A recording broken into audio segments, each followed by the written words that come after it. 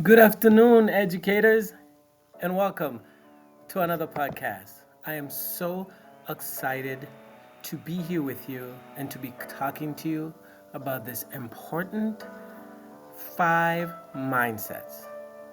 Today, we're talking about something that goes beyond teaching content or prepping students for standardized tests. It's about developing the mindsets that help students become independent, motivated learners for life.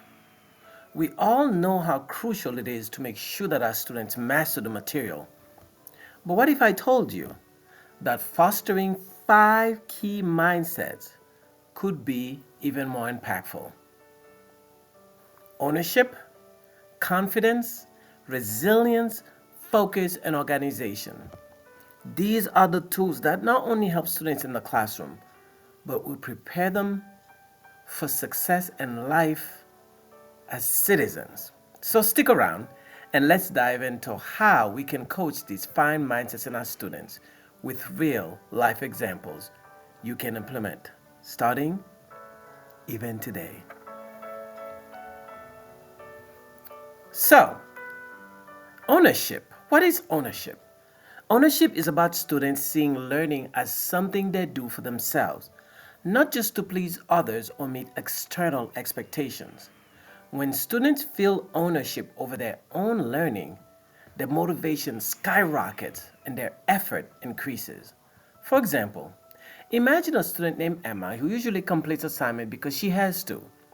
Now, instead of just assigning her the usual history project, let her choose how she wants to present it, maybe through a video, a written report, or podcast.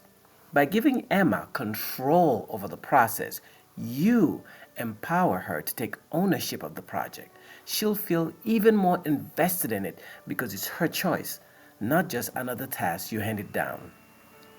To help students develop ownership, offer meaningful choices in their learning and connect lessons to real world applications. You can also have students track their own progress. Consider implementing a simple goal setting exercise where they check off milestones they've reached so they can see their growth over time. Number two, confidence. Students need to believe that they are capable of tackling difficult tasks and overcoming obstacles. I see a lack of confidence in our kids today, and this lack of confidence often shows up when students avoid challenges or give up too soon. But we as educators can help turn that around. Think about a student named Jacob who struggles with math. When faced with a difficult problem, he shuts down. Rather than just giving him the answer or letting him give up, coach him to the first couple of steps. Once he sees that he's made progress, reinforce that effort with specific praise. Jacob, I noticed you worked through that tricky first step even though it was tough. That's exactly how problems get solved. The goal is to connect their success with their efforts. Help them recognize that their perseverance leads to results. Sometimes a quick reminder to recall a past success, whether academic or personal, can give students the boost they need to regain confidence in their ability to solve problems. Here is my favorite one, resilience. Resilience is about bouncing back from setbacks, but it's not just about getting back on track. It's about learning from mistakes. Every challenge, failure, or disappointment can be an opportunity to growth. Let's take Sophia, who failed her first quiz of the year. She's upset and started to doubt her abilities. As a teacher, this is a perfect opportunity for you to coach resilience. Instead of just encouraging her to try again, sit with her and analyze what went wrong. Was it her study strategy?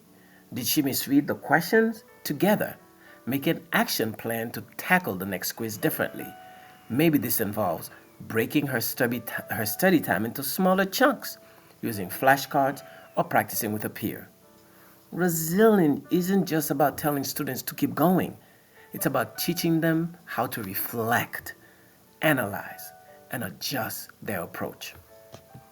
The last segment is no, it's not the last segment. Segment 4 is focus.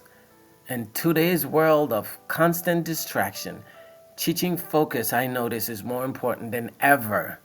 Students who master focus are more productive and retain information better, but many of them struggles with managing distractions.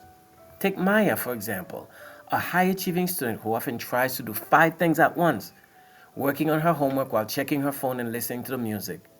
Help her learn to focus by coaching her through simple techniques, like creating a distraction-free study space. Teach her the value of time blocking. Set a timer for 20 minutes of focused work, followed by a short break. This technique, known as Pomodoro technique, can do wonders for students who struggle to concentrate for extended periods. You can also have students write down specific, achievable goals for each study session. If they can visualize what success looks like within a certain time frame, they're more likely to stick with it. Segment 5, organization. Last but certainly not at least is organization. Student needs organizational skills to keep track of deadlines, manage their time effectively, and stay on top of their work. Without this infrastructure, even the most motivated learners can fall behind. Let's look at Tyler, who's always losing papers, forgetting assignments, and cramming for tests last minute.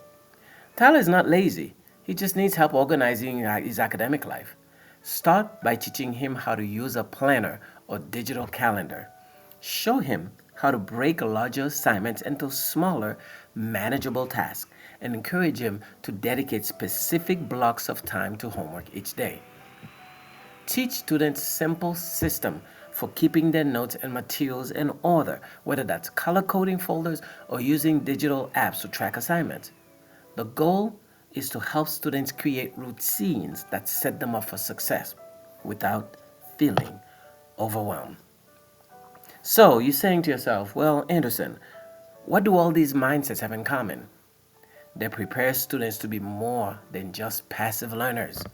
When we coach ownership, confidence, resilience, focus, and organization, we are equipping students with the tools they need to navigate not only academic challenges, but life itself.